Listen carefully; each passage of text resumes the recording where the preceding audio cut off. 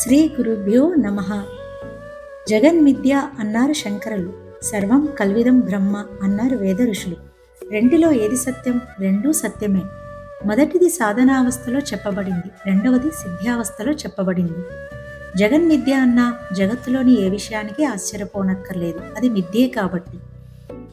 సర్వం కల్విదం బ్రహ్మ అన్న జగత్తులోని ఏ విషయానికి ఆశ్చర్యపోనక్కర్లేదు, అంతా బ్రహ్మమే కాబట్టి. దేనికి ఆశ్చర్యపోవద్దు, ఇది వివేకానందులకు వారి తండ్రి ప్రసాదించిన మహోపదేశం.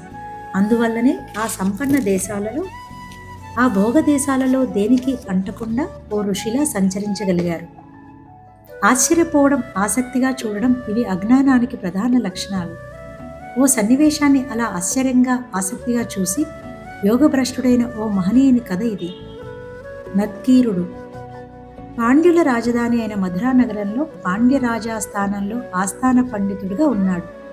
ఆ ఊళ్ళోనే బాణుడు అనే ఓ పేద బ్రాహ్మణుడు ఉన్నాడు. సుందరేశ్వరాలయంలో అర్చకుడు. ఆ అర్చకుణ్ణి శివుడు అల్లుడు అని సంబోధించేంతటి గొప్ప శివభక్తుడు.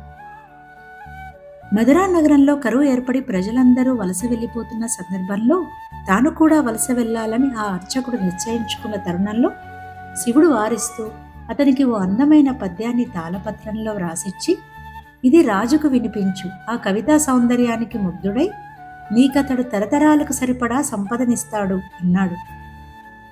బాణుడు సంతోషంతో రాజాస్థానం చేరుకొని శివుడు ప్రసాదించిన ఆ కవితను రాజుకు వినిపించాడు. రసహృదయుడైన రాజుగారు ఎంతగానో ప్రశంసించి అతడి దారిద్ర్యం తీరిపోయేటట్లు కానుకలిచ్చాడు. ఆస్థాన పండితుడైన నత్కీరుడు సహించలేకపోయాడు. ఆ కవితలో మహారాణి కొప్పు సహజ గంధ గంధిలమై అలరారుతున్నది అన్న వాక్యాన్ని తప్పుపడుతూ, కేవలం పార్వతీదేవికి మాత్రమే ఉండే ఆ సహజ సుగంధ దమ్మిల్లపు కొప్పు మహారాణికి అన్వయించడం సరికాదు అంటూ నత్కీరుడు ఆ బ్రాహ్మణుడికి కానుకలివ్వకుండా అడ్డు తగిలాడు. ఆ బ్రాహ్మణుడికి నోటి వరకు వచ్చిన ముద్దను లాగేసినట్లయింది. విచారిస్తూ సుందరమందిరం చేరి సుందరేశ్వరుని ప్రార్థిస్తాడు. శివుడు పండిత వేషంలో అతనికి తోడుగా రాజాస్థానం చేరి నత్కీరునితో వాదిస్తాడు. ఇందులో దోషమేముంది? కావ్యాలంకారాలు సహజమే కదా అంటాడు శివుడు. అయినా నత్కీరుడు ఆమోదించలేదు.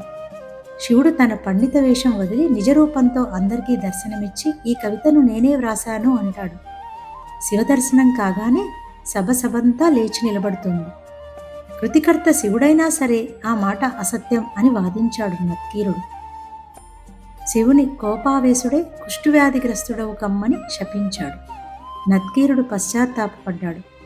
శివచరణాల మీద పడి శాప విముక్తికై వేడుకుంటాడు. కైలాస దర్శనమే శాప విమోచనం అంటూ అంతర్ధానమైనాడు శివుడు. రాజు ఆ పేద బ్రాహ్మణుణ్ణి ఘనంగా సత్కరించాడు. నత్కీరుణ్ణి కుష్ఠవ్యాధి ఆవహించింది. శాప విమోచనం కొరకు కైలాసగిరి వైపుకు ప్రయాణమయ్యాడు. ఎక్కడ మధురా నగరం, ఎక్కడ కైలాస పర్వతం, అక్కడికి ఎప్పటికి చేరుకోను, ఎప్పటికీ నాకు ఈ శాపం తీరును అనుకుంటూ వగచుతూ నడుస్తున్నాడు. నత్కీరుడు సుబ్రహ్మణ్యేశ్వరునికి పరమ భక్తుడు. దారిలో ఓ సరస్సు గట్టిన మర్రి చెట్టు కింద కూర్చుని తన ఇష్టదైవాన్ని ఉపాసిస్తూ ఉండగా మర్రాకు ఒకటి రాలి ఆ నీటిలో పడి సగం మునిగింది, సగం తేలింది. మునిగిన సగం చేప అయ్యింది, తేలిన సగం పిట్ట అయ్యింది. చేప క్రిందకు గుంజుతోంది, పిట్ట పైకి లాగుతోంది. ఆ నత్కీరుడు తన మానాన తన ఉపాసన చేసుకోక ఈ విచిత్ర సన్నివేశాన్ని ఆసక్తిగా తిలకించాడు. అంతే, ఓ బ్రహ్మరాక్షసి తీసుకెళ్లి ఓ కొండ గుహలో బంధించింది. అప్పటికే అక్కడ ఇలాంటి యోగ భ్రష్టులు 99 మంది ఉన్నారు. నత్కీరునితో కలిపి 100 మంది. ఆ బ్రహ్మరాక్షసికి 100 మంది యోగ భ్రష్టులు ఉంటే కాని భోజనం సిద్ధమైనట్లు కాదు. మిగతా 99 మంది నత్కీరుని తిట్టడం మొదలుపెట్టారు. నీ ఒక్కడు దొరకడం వల్ల మేమందరం ఆ రాక్షసికి ఆహారం అయిపోతున్నామని. తన ఇష్టదైవమైన సుబ్రహ్మణ్యుని ప్రార్థించగా సుబ్రహ్మణ్యుడు నిజరూపంతో ప్రత్యక్షమై తన శక్తాయుధంతో ఆ రాక్షసిని హతమార్చి యోగభ్రష్టులందరికీ బంధ విముక్తులను చేశాడు. నత్కీరా, నీకీ దుస్థితి ఏమి అని స్వామి ప్రశ్నించగా పాండ్యరాజసభలో జరిగిన విషయాన్ని వివరించి చెప్తాడు నత్కీరుడు. ఈ వ్యాధి బాధతో కైలాసానికి నేనెప్పటికి చేరుకోను అని వాపోతాడు స్వామితో. నత్కీరా, మా తండ్రి గారు కైలాసం అన్నాడే గాని ఉత్తర కైలాసమా దక్షిణ కైలాసమా అని చెప్పలేదు కదా. ఉత్తర కైలాసం కేదార్నాథ్, దక్షిణ కైలాసం శ్రీకాళహస్తి, నీవు తక్షణం శ్రీకాళహస్తికి చేరుకో అని అంతర్ధానమవుతాడు స్వామి.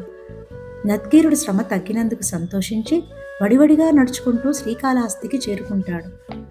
పరమ పవిత్రమైన సువర్ణముఖి నది జలాలలో మునిగి లేవగానే తన వ్యాధి నయమైంది.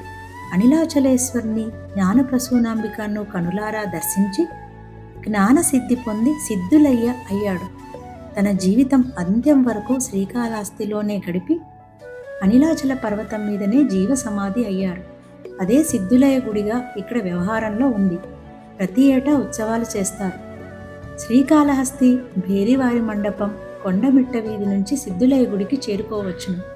నేను 1/1/1991 మంగళవారం నాడు సిద్ధులయ్య గుడిని నత్కీరుని జీవ సమాధిని దర్శించి ధన్యుడనయ్యాను.